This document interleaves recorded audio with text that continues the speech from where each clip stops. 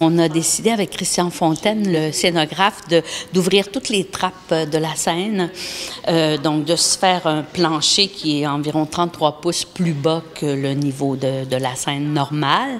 Alors, ça nous permet d'avoir une espèce de bassin au centre de la scène. Avec ça, on peut faire surgir des personnages magiquement.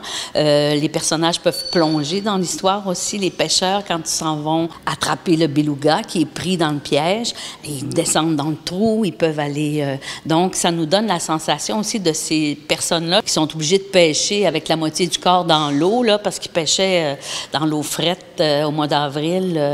Quand ils plantaient les hards, là, il y avait encore des glaces.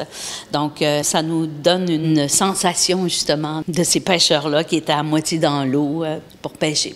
Et ça nous permet des surprises aussi. La Trallée font du théâtre d'objets.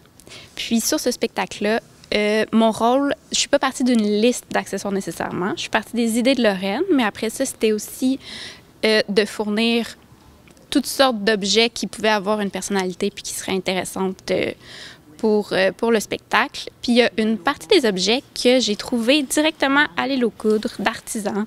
J'ai fait le tour des boutiques parce que il y a des choses comme les belugas en bois, par exemple. C'est pas quelque chose qu'on trouve facilement, mais à l'île aux coudres, il y en a.